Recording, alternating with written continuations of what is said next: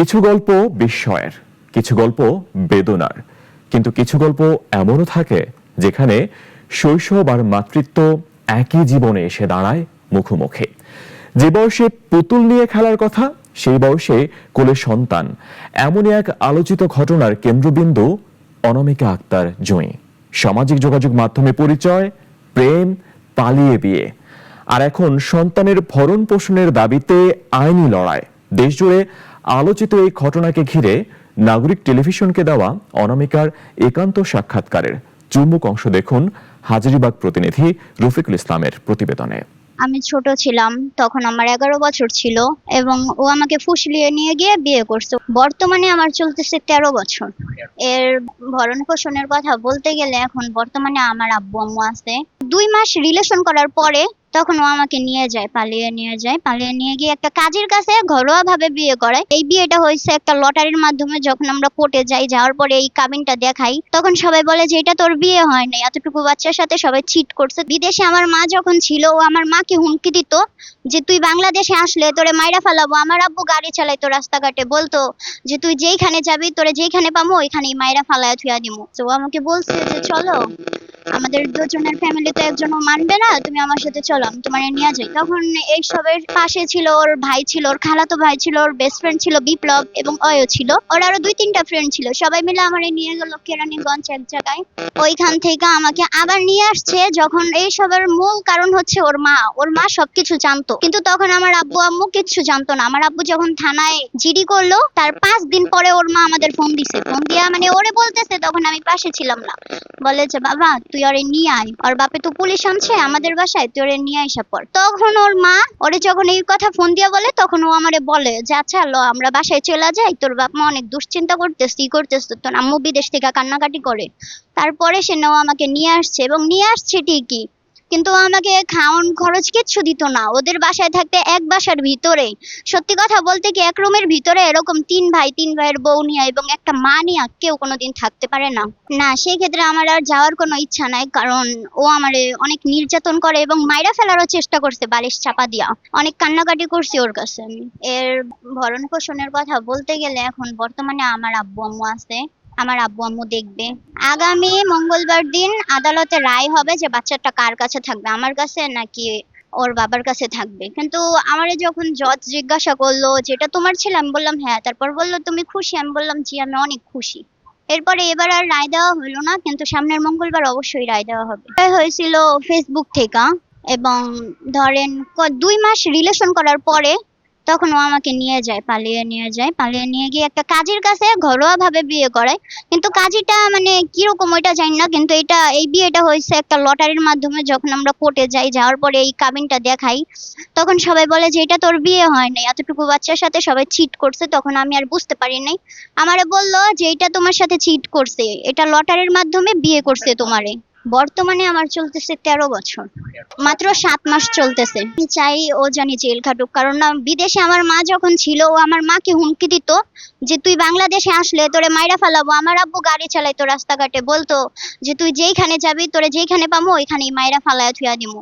এসবের কথা বলতো, অনেকই করতো, মানে খারাপ ভাষায় যে বিচ্ছিরি ধরনের আমার আম্মুর সাথে গালাগালি করছে ওর মা। ও পর্যন্ত, আমার আম্মু বাংলাদেশে ছিল না, বিদেশে ছিল, কিন্তু অনেক খারাপ ভাবে বিচ্ছিরি গালাগালি করছে। এবং ওই দিন আমরা যখন কোর্টে গেছি, আমার আম্মুর সাথে ওর আম্মুর তখন কিন্তু সামনাসামনি কোনোদিন দেখা হয় নাই। ওরা যদি আমার আম্মুরে বলতো যে যা হওয়ার হইছে মাফ কইরা দেন, আর এরকম হইব না, তাহলে আমার আম্মু আব্বু মাইনা নিত। কিন্তু ও যেরকম করছে ওর ফ্যামিলি সহ, মানে ওর মা তো আমার আম্মুরে বলতেছে তুই কে, তোরে আমি নিচে দেখা নিমু, অনেক খারাপ ধরনের কথা বলছে। আমি যখন চইলা যাই তখন আমি ক্লাস 6-এ ছিলাম।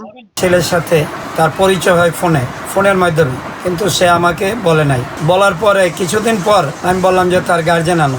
তার গার্জেনের সাথে কথা বলছি যে আমার মেয়ে নাবালিকা, আমার মেয়ে সাবালিকা হবে। তার বয়স এখন বর্তমানে 11 থেকে 12, 13তে পা দিবে। তখন আমি 11 থেকে 12তে পা দিবে। তাই আমি বলছি আমার মেয়ে সাবালিকা না পর্যন্ত আমি বিয়ে দেবো না, আমার মেয়ে নাবালিকা। তা তারা বলছে ঠিক আছে, আপনারা যেভাবে বলেন সেইভাবে হবে। তাই আমি বলছি আমার মেয়ে মেট্রিক পরীক্ষা দিবে, আর আপনার বড় ছেলে বিয়ে করবে, তারপর আমরা দেখি, আমরা সব মিলে আমরা আপনাদের সাথে কথা বলবো। কিন্তু আমার এই ছেলে কিছুদিন পর আমার মেয়েকে ফুসলাইয়া নিয়ে চলে যায় আমার অজান্তে। তখন আমি না পেয়ে আমি থানায় যে জিডি করি। জিডি করার পরে 6 দিন পরে আমার মেয়েকে নির্যাতনের পরে আমার মেয়েকে আমি ফিরে পাই। তারপর আমার মেয়েকে ফিরে পাওয়ার পরে আমি তাদের সাথে সম্পর্ক করব না, কিন্তু তারা বলছে ঠিক আছে আমরা সব মাইনে নেব। এর কয়দিন পরে, প্রায় 1 সপ্তাহ পরে 11 তারিখের মাথায় তার ছেলে আমার মেয়েকে নিয়ে আবার পলাই যায়। একখানে আমার মেয়েকে বলছে যে এখানে একটা ভালো একটা স্পট আছে, আমরা শুটিং করব, এখানে দেখাইবো, তুমি চলো। এখান থেকে নিয়ে নাকি আমার মেয়েকে সে বিয়ে করছে, নোটারি পাবলিকের মধ্যে বিয়ে করছে, আমি জানি না। 2 লক্ষ টাকা কাবিন করছে।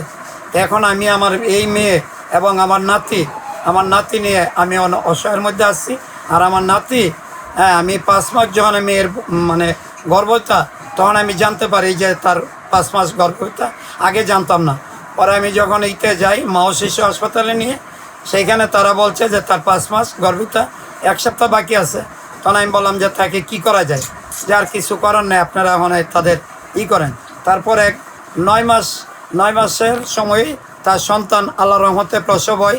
কিন্তু তারা এই ছেলেকে তারা 7 মাস যখন 3 মাসের সময় আমার নাতিকে তারা পলায় নিয়ে যায়, আমার বাসা থেকে পলায় নিয়ে যাওয়ার পরে আমার মেয়েকে সে মারধর করে, আমার মেয়েকে টর্চারিং করে, খাওয়ায় না, খাওয়ান পরান কিচ্ছু দেয় না। তখন সে চলে আসে। তখন আমি সরকারের কাছে বিচার চাই, মাননীয় প্রধানমন্ত্রী জনাব তারেক রহমান সহ আমি সরকারের কাছে বিচার চাই যে আমার এই নাবালিকা মেয়ের যে ইজ্জত নষ্ট করছে, আমার নাবালিকা মেয়ের ইজ্জত থানির আমি সম্মান যাতে ফিরে পাই। আর এই 2 লক্ষ টাকা কাবিনের আমি যাতে কিছু আমার বাচ্চার আমার নাতির ভরণ পোষণের জন্য আমি সম্পূর্ণ ফিরে পাই, কাবিন নামার টাকা সহ আমি ফিরে পাই। আমি এই নাতি আমার মেয়ে নিয়ে আমি অনেক কষ্টে আছি। আমি আর কিছু চাই না, আপনাদের কাছে আবেদন। আর আমার এই যে আমার মেয়ের যে ইজ্জত নষ্ট করছে, আর চাই না আমি কোনো মার বোনের যেন এরকম ইজ্জত নষ্ট করে বা এরকম সম্মানহানি করে। তার আমি দৃষ্টান্তমূলক শাস্তি চাই এই ছেলে শাকিলের।